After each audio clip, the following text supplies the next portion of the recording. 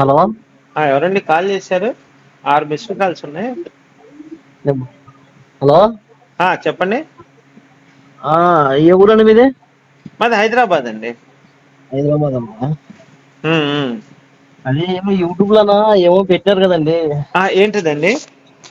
అది మరియం ప్రతివార్త కాదా వాళ్ళు పెట్టారు కదా. అవును సార్, అవునండి, పెట్టాను. అది మీకు ఎలా అనిపిస్తుందండి? మంచిగా అనిపిస్తుందా? అంటే బైబిల్లో ఉన్నదే కదా నేను చెప్తుంది. నా సొంత వచనాలు చెప్పాను అనుకోండి. బైబిల్లో ఎక్కడుందండి మరియం ప్రతివార్త కాదని? సార్ ఒకసారి నేను రిఫరెన్స్ ఇస్తాను, చదువుతారా? రిఫరెన్స్ అండి? బైబిల్ ఉందా మీ దగ్గర? బైబిల్లో లేదని చెప్పండి కదా, నేను తర్వాత కూడా చూసుకుంటా. సరే, మత్తయి సువార్త 1:18 వచనంలో ఏముంటదంటే, ఆ, వారిద్దరూ ఏకము కాకముందు ఆమె పరిశుద్ధాత్మ వలన గర్భవతిగా ఉండెను అని ఉంటుంది. సరే, కరెక్టే, నువ్వు చెప్పింది కరెక్టే. ఉండండి సార్, నేను పూర్తిగా ఆ వచనం కూడా ఎంతండి మత్తయి సువార్త? 1:18 వచనం తీయండి సార్. ఆగండి. తీయండి. 1:18 చదవండి సార్. అక్కడ నేను మీకు వివరిస్తాను అసలు ఆ పతివ్రత ఎందుకు కాదు అనేది. అసలు యేసు పతివ్రత క్రీస్తు అంటే జనన అనేది కూడా విధమే. చెప్తాను. సరే అండి, చెప్తానండి. తీయండి సార్. యేసు క్రీస్తు ఉమ్, జనన విధమైనట్లుగా ఆయన తల్లి అయిన మరియ యేసేపునకు ప్రదానం చేయబడిన తర్వాత ఉమ్. వారే వారేకము కాక మునుపు ఆమె ఆ పరిశుద్ధాత్మ వలన గర్భవతిగా ఉండెను. మళ్ళీ ఒకసారి ఆ లాస్ట్ పుచ్చడం చదవండి. వారు వారు ఏ వారు వారేకము కాక మునుపు ఆమె దానికి ముందు పరిశుద్ధాత్మ వలన దానికి ముందు గర్భవతిగా ఉండెను. దానికి ముందు ప్రదానము చేయబడిన తర్వాత ఏ ఉం. యేసు ప్రధానము క్రీస్తు సార్ నేను చదువుతాను వినండి. ప్రధానము చేయబడిన తర్వాత వారిద్దరు ఏకము కాక మునుపు పరిశుద్ధాత్మల గర్భవతిగా ఉంది. ఫస్ట్ పాయింట్ అంటే నేను చెప్పేది, ఆమె పెళ్లికి ముందరే గర్భవతి అయింది. First point. పెళ్లికి ముందు గర్భవతి అయింది. పెళ్లి కాకముందు రెండో గర్భవతి. పాయింట్, పెళ్లి కాకముందే గర్భవతి అయింది. ఉం. రెండో పాయింట్, యేసేపు చెప్పకుండా ఈమె మోసం చేసి పెళ్లి చేసుకుంది. ఇప్పుడు ఆ, సార్ ఈమె ఇప్పుడు గర్భం ఒకసారి నేను చెప్పేది విన్న తర్వాత మీరు మాట్లాడండి. ఫైనల్ గా మీరు మాట్లాడండి సార్. ఇప్పుడు ఒక స్త్రీ గర్భవతి అవ్వాలి అంటే ఈ రోజుల్లో అయితే 1 month కే తెలిసిపోతుంది. ఎలా అంటే టెస్ట్. మీకు పెళ్ళయిందా అండి? నాకు పెళ్ళయిందండి. ముగ్గురు పిల్లలండి. అదే సార్, ఇప్పుడు గర్భవతి అయిందని ఎలా తెలుస్తుంది? టెస్ట్ తెలిసిపోద్ది. 100 రూపాయలు పెట్టి కొనుక్కొచ్చుకుంటే ఉదయాన్నే యూరిన్ పాస్ చేస్తే మనకి టెస్ట్ లో తెలిసిపోయింది, పాజిటివ్ నెగిటివ్ అని. అంటే వచ్చిందా రాలేదా నెలకే తెలిసిపోయింది. పూర్వం రోజులు ఈ టెస్టులు ఇవ్వండి. 2000 సంవత్సరాల క్రితం కాదు, అసలు కనీసం 200 సంవత్సరాలు ఈ టెస్టులు లేవు. అప్పుడు ఏం చేస్తుంది అంటే లేడీస్ కి డేట్లు ఆగిపోతాయి. ఫస్ట్ ఆగిపోయిన తర్వాత 3వ నెలలో కొంచెం సింటమ్స్ కనిపిస్తాయి. వాంతులు అవ్వటం, కొంచెం ఏవిళ్ళు రావటం. ఎన్ని ఐడియా ఉందండి మీకు? ఐడియా ఉంది. నాకు పెళ్లి చేసుకున్నా ముగ్గురు పిల్లలు తండ్రి అన్ని ఐడియా ఉంది. మామిడికాయలు జిల్లా ఈ సింటమ్స్ ఇప్పుడు 3వ నెలలో బాగా కనిపిస్తాయండి. ఫస్ట్ 2 నెలల్లో కనిపించదు. 1వ నెల 2వ నెలలో, 3వ నెలలో కనిపిస్తాయి. ఆ 3వ నెలలో ఈమె గర్భవతిగా ఉందని బయటపడిందండి. అంటే పెళ్లి చేసుకోక ముందే యేసోపుకు చెప్పాలి కదండి, ఏమండి నేను పరిశుద్ధాత్మ వల్ల పరిశుద్ధాత్మ నన్ను గర్భం చేశాడు, అది ఎప్పుడు నేను పెళ్ళి గంటానో తెలియదు అనే మాట చెప్పాలి కదండి. మీరు అడగచ్చు, ఆమె చెప్పింది చేసుకొని ఉండొచ్చు అని. తర్వాత వచనంలో ఏముంటది?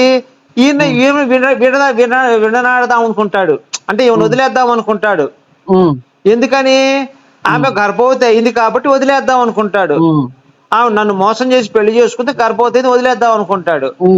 అప్పుడు ఎవరో గాబ్రియెల్తో కల్లో కనపడి ఈమె పరిశుద్ధాత్మలు ఎవడి వల్ల గర్భవతి అయితే ఏమి సార్, మనకి ముందర మొగుడు మోసం చేయకుండా పెళ్లి చేసుకోవాలి కదా. ఇప్పుడు మీరున్నారండి, మీరే ఉన్నారు సార్. ఇప్పుడు పెళ్లి మీకు చెప్పకుండా గర్భవతి మిమ్మల్ని పెళ్లి చేసుకుని మోసం చేస్తే తప్ప కాదా అండి? అది ఎవరి విషయంలో అయినా, వాడు దేవుడు అవనండి, మనిషి అవనండి, లేదా ప్రధానమంత్రి అవనండి, ముఖ్యమంత్రి అవనండి, ఏమండి నేను గర్భవతినండి, నేను ఇంతకు ముందే నాకు ఎవరో పరిశుద్ధాత్మ గర్భం చేశాడండి, నేను ఇంకొకటి అంటానని నేను చెప్పాలి కదండి యేసోపుకి. మరి ఆ పతివ్రత ఎట్లయితే సార్? మొగుడిని మోసం చేసిన పతివ్రత ఎట్లయిద్దండి? నేను చెప్తాను. ఇప్పుడు చెప్పండి, ఇప్పుడు మీరు చెప్పండి. ఇప్పుడు నా ప్రశ్న ఇది. యేసేపు ఆమెను విడిచిపెట్టాడా, ఆమెతో ఉన్నాడా సార్? అక్కడ తప్పు చేసిందా లేదా చెప్పండి సార్. విడిచిపెట్టట్లేదు, తర్వాత తప్పు చేసిందా లేదా ఆమె? ప్రధానం అంటే ఇప్పుడు మమ్మల్ని ఇప్పుడు ఏమంటారు, ఎంగేజ్మెంట్ అంటాం సార్. అదే మీరు ఇక్కడే పొరపాటు, పప్పులో మళ్ళీ కాలేశారు మీరు. నేను కాలేదు బాబు, సాంబార్లో కాలేశారండి, పప్పులో కాలేశారు, బురదలో కూడా కాలేశారు. నేను చెప్తా వినండి సార్, నేను చెప్తా వినండి సార్. మీరు ప్రధానం అంటే ఎంగేజ్మెంట్ అంటున్నారు. అసలు ఎంగేజ్మెంట్ అంటే తెలుసా చెప్పండి, మీకు తెలిసే చెప్పండి. అప్పట్లో ప్రధానం చేయబడంటే అప్పుడు సార్ మీరు అవన్నీ కాదండి, ప్రధానం అంటే ఎంగేజ్మెంట్ అంటే అర్థం ఏంటి చెప్పండి అసలు ఫస్ట్ మీరు మీరు చెప్పండి సార్. మీకు తెలియదంటే నేను చెప్తానండి. నాకు తెలియదండి, మీరు చెప్పండి. ఎంగేజ్మెంట్ అది హిందూ సాంప్రదాయం అండి. ఎంగేజ్మెంట్ అంటే ఏం లేదు సార్. ఇప్పుడు ఎంగేజ్మెంట్ అంటామండి, అప్పుడు అవన్నీ లేవు. కాదండి, ఒక్క నిమిషం నన్ను చెప్పనియండి సార్. మీకు మీరు ఆవేశపడిపోతున్నారు, నేను చెప్పేది తర్వాత మీరు మాట్లాడండి. నాకేం అవసరం లేదండి. ఎంగేజ్మెంట్ అంటే ఏం లేదు సార్. ఆడపెళ్లి వాళ్ళు మగ పెళ్లి వాళ్ళు ఎదురెదురు కూర్చుంటారు. కూర్చొని హిందూ సాంప్రదాయం ప్రకారం వీళ్ళిద్దరి యొక్క పేర్లు ముహూర్త బలం చూస్తారు. తాంబూలాలు మార్చుకొని తాంబూలం అంటే తెలుసు కదా, ఇది కిళ్ళి కాదండి. తెలుసు తాంబూలాలు మార్చుకొని పంతులు గారు కూర్చొని ఏ రోజు మంచి ముహూర్తం ఉందో వీళ్ళిద్దరు పేరట ఈ చేసేదాన్ని ఎంగేజ్మెంట్ అంటారు. ఆ క్రిస్టియన్స్ అవును సార్, ఇప్పుడు కాదు సార్, మొదటి దగ్గర నుంచి హిందూ ఆచారం ఇదే, ఇప్పుడు కాదండి. హిందూ సనాతన అప్పట్లో ఎంగేజ్మెంట్ లేదు సార్, డైరెక్ట్ ప్రధానము తర్వాత ప్రధానం చేస్తుంటారు అంతే. అంటే ప్రధానం అంటే ఏది పెళ్లి కాదు, మరి ప్రధానం అంటే పెళ్లి కాదు బ్రో, మాట్లాడటం. నేను ఆ రిఫరెన్స్ చూపించనా అండి బైబిల్లో ప్రధానం అంటే పెళ్లి అని రిఫరెన్స్ చూపించనా? బైబిల్లో ప్రధానం అంటే పెళ్లి అని రిఫరెన్స్ చూపించనా మీకు? చెప్పండి చూస్తాను. చూస్తాను సార్, ఒక్క నిమిషం, నాకు ఒక్క నిమిషం టైం ఇవ్వండి, నేను మీకు ఇప్పుడే చూపిస్తాను. బైబిల్లో మీరు వీళ్ళిద్దరి పేర్లు రాస్తారండి. అయ్యో సార్, ఇప్పుడు మేరీ అనే ఆమె వాళ్ళ భర్తను మోసం చేసిందా లేదా చెప్పండి? భర్తను మోసం చేయలేదా ఆమె? మరి పెళ్లికి ముందర చెప్పాలి. ఇదిగోండి లూకాసు వార్త తీయండి సార్, లూకాసు వార్త 2వ అధ్యాయం 4వ వచనం చదవండి. లూకాసు వార్త 2వ అధ్యాయం 4వ వచనం చదవండి. మనం ఏదైనా సార్ సొంత వచనాలు మాట్లాడకూడదు సార్. మనం సొంత వచనాలు మాట తప్పండి. బైబుల్లో రిఫరెన్స్ చూపించి మాట్లాడితే మనం మాట్లాడేది కరెక్ట్ అని చెప్పి అందరూ నమ్ముతారు. మన నోటికి వచ్చింది మాట్లాడుకో పిచ్చోడు అంటారండి. అందుకే నేను ప్రతిదీ బైబిల్లో రిఫరెన్స్ చూపించే మాట్లాడతాను, ఎవరిని మోసం చేయను నేను. లూకాసు వార్త 2వ అధ్యాయం 4వ వచనం. 2వ అధ్యాయం 4వ వచనం. యోసేపు దావీదు వంశంలోను గోత్రంలోను పుట్టినవాడు కనుక తనకు భారీగా ప్రదానం చేయబడి గర్భవతి అయి ఉండిన మరియతో కూడా ఆ సంఖ్యలో రాయబడ్డకు గలియలోని నజరేతు నుండి యూదయలోని ఊరికి వెళ్ళాను. చాలండి, ఇక్కడ ఏం చెప్పాడు? తన భార్య ప్రదానము చేయబడి గర్భవతి అయి ఉండటం మరియు కుడి సంఖ్యలో రాశారు. ఎవరి సంఖ్య అంటే ప్రజల యొక్క జనాభా లెక్కలో రాశారు. వీళ్ళిద్దరు మొగుడు పెళ్ళాం అని చెప్పి ప్రధానం అని రాశాడు. అక్కడ ప్రధానం అంటే పెళ్ళని అర్థం. మీరు చెప్పినట్టు ఎంగేజ్మెంట్ అయితే రాయరండి, గుర్తుపెట్టుకోండి. బాగా చదువుతానండి. యోసేపు దావీదు, యోసేపు దావీదు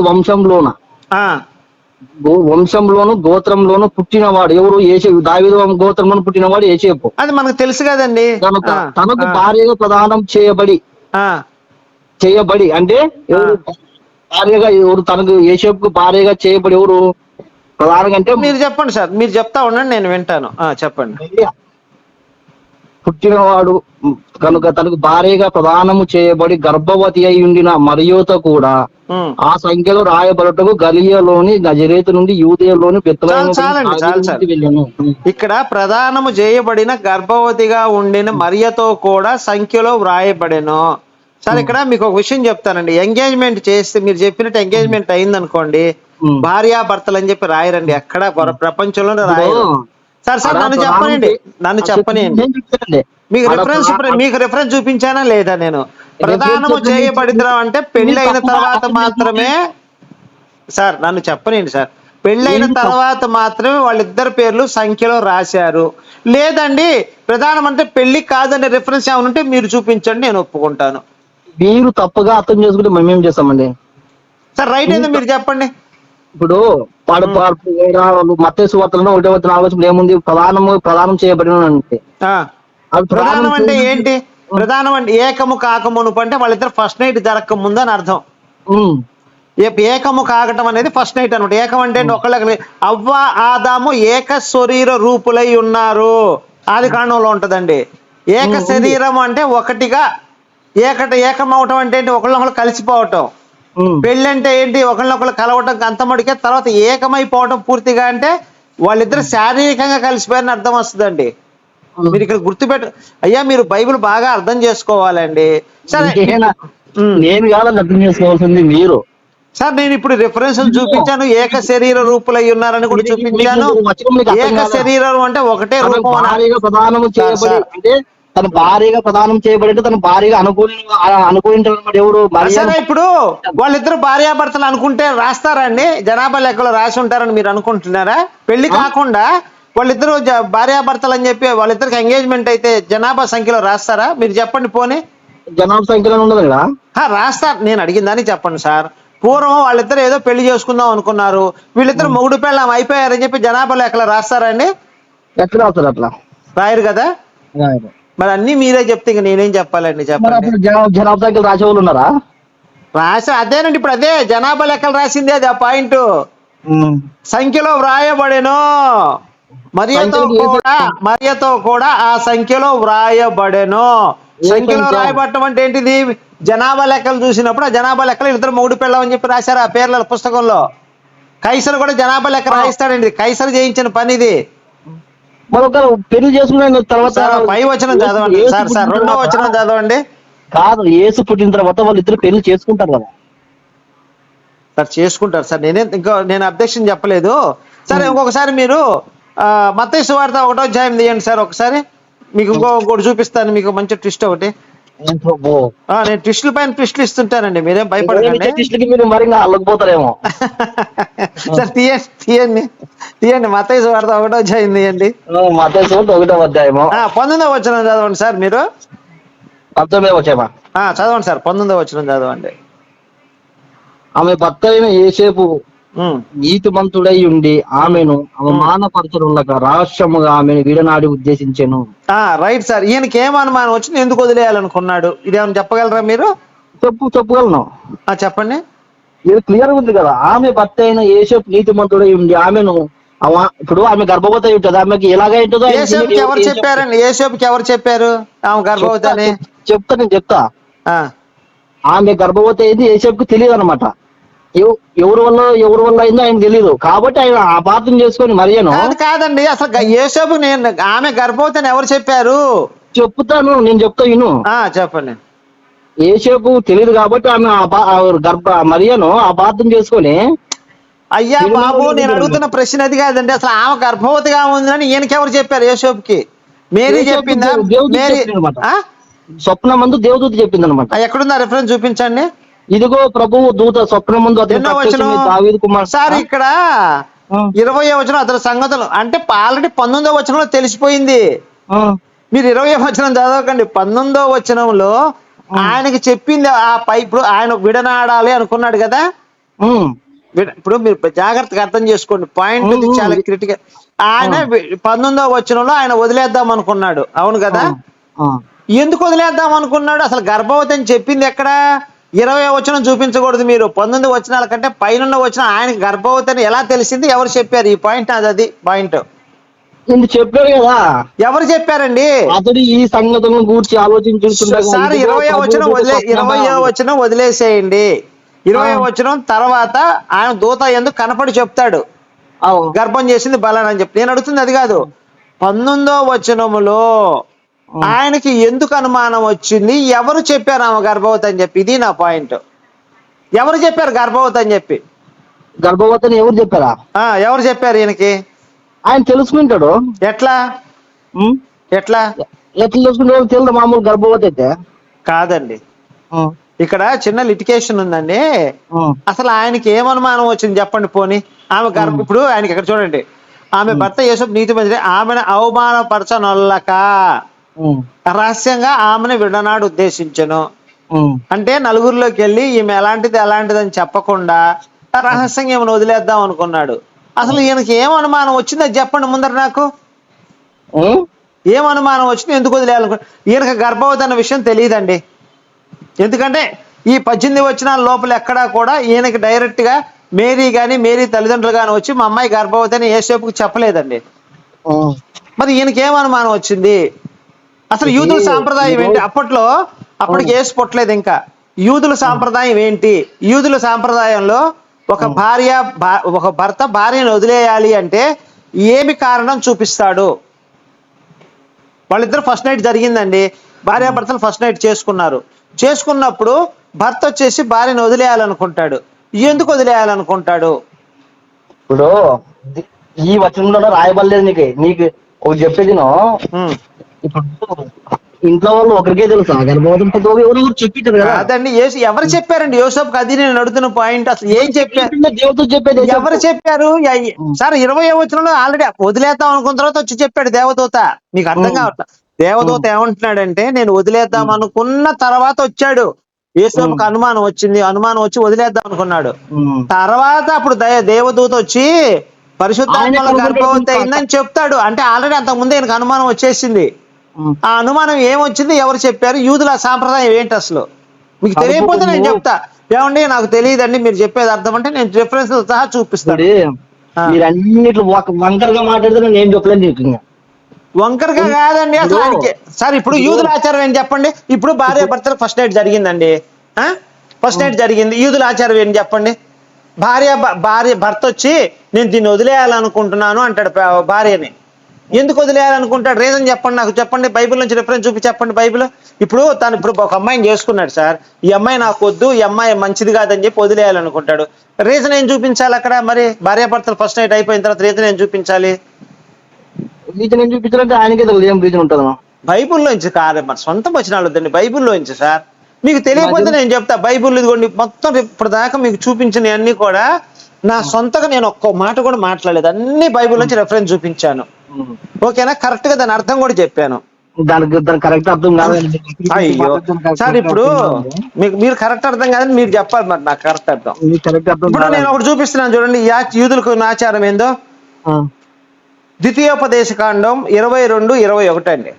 అంటే పై వచనాల దగ్గర చదువుకుంటూ వస్తే ఏది 15, 16, 17 చదువు దాని వస్తే, ఒక స్త్రీ గనక ఫస్ట్ నైట్ వాళ్ళిద్దరు భార్యాభర్తలు కలుసుకున్నప్పుడు రక్తం రాకపోతే ఆమె కన్య కాదు అని చెప్పి భర్త వదిలేసే అధికారం ఉంది భర్తకి. మేరీ యేసేపు ఫస్ట్ నైట్ జరిగిన తర్వాత ఆమెకు రక్తం రాలేదు. అప్పుడు యేసేపుకి అనుమానం వచ్చింది, ఇదేంటి నా భార్యతో నేను సెక్స్ చేస్తే మరి అనుమానం రాలేదు, నాకు బ్లడ్ రాలేదు కాబట్టి ఆమెను వదిలేయాలనుకుంటాడు. అట్లా అనుకుంటాడా? మరి వాళ్ళిద్దరు సార్ ఇప్పుడు యూదుల ఆచారం ఏంటి మీరు చెప్పండి? భార్యాభర్త కలుసుకున్నారు, బ్లడ్ రాలేదు, అది యూదుల ఆచారం, మనం పెట్టిన ఆచారం కాదు అది. అప్పుడు కేసు లేడు కాబట్టి ఆచారాలు సాగుతున్నాయి అప్పటికి కూడా. ఇప్పుడు మనం ఇప్పుడు ఎవరైనా కానీ ఇప్పుడు నీవు నీ భార్య కలిసినప్పుడు రక్తం వచ్చినా సార్, ఇప్పుడు నాకు ఇంకా పెళ్లి కాలేదు సార్, మనకు ఆచారం కాదండి, యూదుల ఆచారం అండి బాబాది. యెహోవా పెట్టింది, మనం పెట్టి ఏం మనుషులు మన ఇండియాలో అలాంటి ఆచారాలు లేవు సార్, నేను చెప్తున్నాను కదా. మరి కాదు బ్రో సార్ ఇప్పుడు టాపిక్ డైవర్ట్ అయిపోద్ది.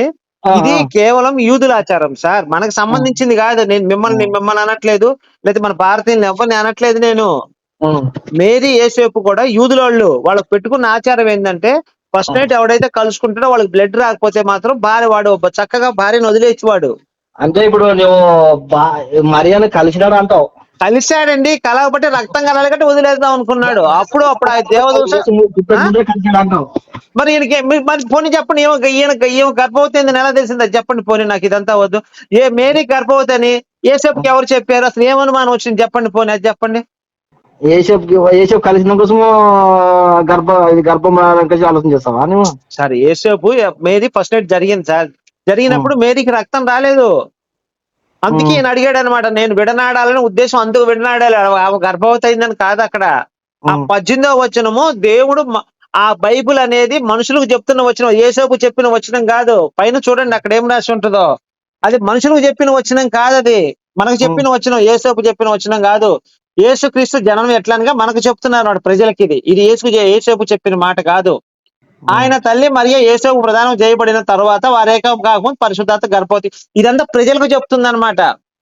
ప్రవక్తలు ప్రజలకు తెలియజేస్తున్న వచ్చిన 18వ వచనం, అంతేగాని అది యేసేపు చెప్పింది కాదు. మరి యేసేపుకి ఎలా తెలిసింది, ఏం తెలిసింది, ఎందుకు అనుమానించాలనుకున్నాడు?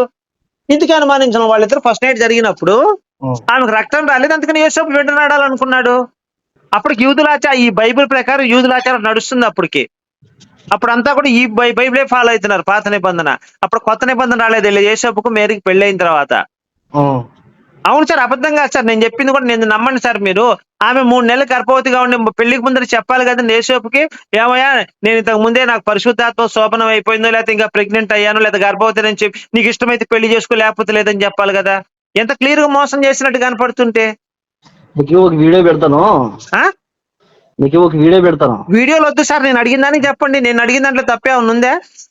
నీవు అర్థం చేసుకుని రాదు నీకు ఏంటండి? నీవు వాక్యాన్ని వక్రీకరించి మాట్లాడుతున్నావు అనమాట.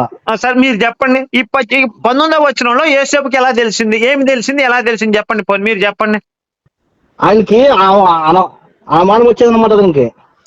అదండి, ఈమె గర్భవతి. యేసేపుకి ఎవరు చెప్పారు ఈమె గర్భవతి అని గాని, ఈమె గర్భవతిగా ఉందని కానీ ఎలా తెలిసి, అసలు ఎందుకు వదిలేయాలనుకుంటా? కరెక్ట్ రీజన్ చెప్పండి పోనీ నాకు. యూదుల ఆచారం ప్రకారం, ఇప్పుడు యూదుల ఆచారం ఏంటి? ఫస్ట్ నైట్ రక్తం కాకపోతే వదిలేసేయాలి, తెల్లగొడ్డ మీద రక్తం కనపడుతుంది. ఆయనకి ఎవరు చెప్పలేకుంటారా? ఎవరికి? యేసేపుకి ఇంట్లో వాళ్ళు కానీ పక్కన వాళ్ళు కానీ ఎవరు చెప్పలేకుంటారా? ఇప్పుడు అవునండి, మేరీ ఏం చేయాలి? కాదండి, పెళ్లికి ముందు మేరీ చెప్తే, ఇప్పుడు ఈమె తప్పు చేసింది అది చెప్పండి. మేరీ తప్పు చేసింది సమాధానం చెప్పు. ఇప్పుడు మరియా పక్కన ఎవరు ఉంటారు? వాళ్ళ మరియా తల్లి ఉంటది, మరియా తండ్రి ఉంటాడు. ఆయన ఆమె యేసేపుకి వాళ్ళు చెప్పిండొచ్చు కదా. సరేనండి, ఏదో మీరు అన్న మాట ప్రకారం మేరీ తల్లిదండ్రులు వచ్చి యేసేపుకి చెప్పారు. మరి పెళ్లికి ముందరే మేరీ ఎందుకు చెప్పలేదండి? చెప్పిన తర్వాత ఆయన ఒక నిమిషం, సరే మీ మాట. పెళ్లికి అదే మీరు అన్న మాటకి వస్తున్నా. సరే, మేరీ తల్లిదండ్రులు వచ్చి చెప్పారు యేసేపుకి అనుకుందాం కాసేపు. మరి పెళ్లికి ముందరే యేసేపుకి ఎందుకు చెప్పలేదండి మేరీ? తప్పు కదా, దాచిపెట్టి పెళ్లి చేసుకుంది కదా, మరి తప్పు కదా అండి? మరి పెళ్లికి ముందేగా చెప్పాల్సింది, పెళ్లి తర్వాత చెప్పానికి. పెళ్లి తర్వాతే చెప్పింది. ఇది గర్భవతిగా ఉండేనో ప్రదానం చేయబడిన తర్వాత చెప్పింది. మీకు ప్రధానం అంటే పెళ్లి అని కూడా ఇంతకుముందు రిఫరెన్స్ చూపించాను నేను బైబిల్లోంచి. ప్రధానం అంటే మాట్లాడుకోవటము. ప్రధానం అంటే మాట్లాడుకోవటమా? మరి ఏకం కావటం అంటే? ఏకం కావటం అంటే ఏం నీకు అక్కడ అర్థం కాదు. కాదండి, ప్రధానం అంటే మాట్లాడుకోవటం అన్నారు. సరే, ఇప్పుడు నేను మీకు తెలిసిన వాళ్ళ అమ్మాయి ఎవరైనా ఉంటే మాట్లాడుకుంటే మా ఇద్దరు ప్రధానం అయిపోయినట్టేనా? ఇప్పుడు పెద్దలు మాట్లాడతారు కదా, పెద్దలు. కాదండి, సరే, ప్రధానం అంటే మాట్లాడుకోవటం అండి. మరి పెళ్లి అంటే? ఇప్పుడు మీకు ఒకటి తెలుసా? అడిగిందని చెప్పండి సార్. మీ ప్రధానం అంటే మాట్లాడుకోవటం అన్నారు, మరి పెళ్లి అంటే? మరి ఫస్ట్ నైట్ అంటే?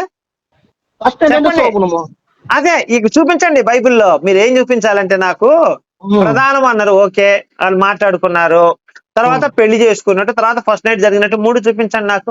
ఎక్కడున్నాయి అసలు ఆధారాలు చూపించండి. బైబిల్ మీ ఇష్టం, బైబిల్ అటు చివరి నుంచి ఇటు చివరి దాకా. ఎంగేజ్మెంట్, పెళ్లి, శోభన 3 చూపించాలా? నేనేమంటానంటే వాళ్ళకి ఎంగేజ్మెంట్ లేదు, మాట్లాడుకోవటాలు లేవు, డైరెక్ట్ గా గోడారాలో దూరిపోవటమే. పెళ్లి అనే ఆచారం వాళ్ళకి లేదు, పెళ్లి అనే ఆచారమే లేదు. తాళి కడతాం గానీ మా వేద మంత్రాలకు కూర్చోబెట్టి బ్యాండ్ మేళం పెడతాం లేదు, అన్ని ఏం లేవు. ఇద్దరు ఎదురెదురు కూర్చోవటం, అరే బాబు నీ పెళ్ళం నీ భార్య అంటాం, ఇద్దరు కలిపి గోడారాలో దూరిపోవటం అంతే ఆ రోజు రాత్రికి. ఇప్పుడు అది ఆచారాలు మీకుంటావు అలాగా. పెళ్లి ఆచారం, క్రిస్టియన్ పెళ్లి ఆచారం అని చెప్పండి, నేను తెలుసుకుంటాను. ఇప్పుడు కృష్ణుడు శివుడు పోయి కృష్ణుడిని సార్, ఇప్పుడు అవన్నీ వదిలే సార్. ఇప్పుడు నేను క్రిస్టియన్స్ ప్రకారం మీ పెళ్లి చెప్పండి, హిందూ సాంప్రదాయం ప్రకారం పెళ్లి ఏందో నేను చెప్తా. అయ్యప్ప ఏ విధంగా పుడతాడు? మీరు దేవుడుగా భావించి అయ్యప్ప ఏ విధంగా పుడతాడు? అయ్యా నేను అదే వక్రీకరించడం. అదే ఇప్పుడు నేను ఏం చెప్తున్నాను, దేవుడుగా భావించి అయ్యప్ప ఏ విధంగా పుడతాడు కాదు, దానికి కూడా చెప్తా. ఫస్ట్ ఈ ధ్యానం ఇవ్వండి, ఈ తేలిన తర్వాత దాని దగ్గరికి వెళ్దాం. ఖచ్చితంగా నేను మంచి సమాధానం చెప్తాను మీకు.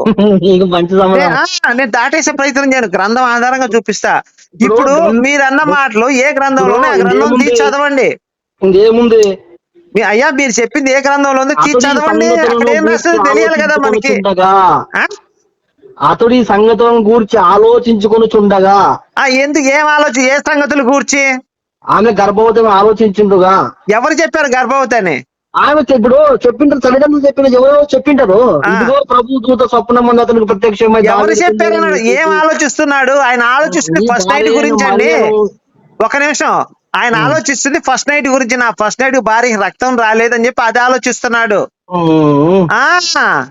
యేసేపు ఆలోచిస్తుంది అది ఆ సంగతులు కూర్చొని, కానీ పెళ్లి సంగతులు అనలేదు కదా అక్కడ. శోభనం సంగతులు కాబట్టి శోభనం డైరెక్ట్ గా రాయలేదు అక్కడ.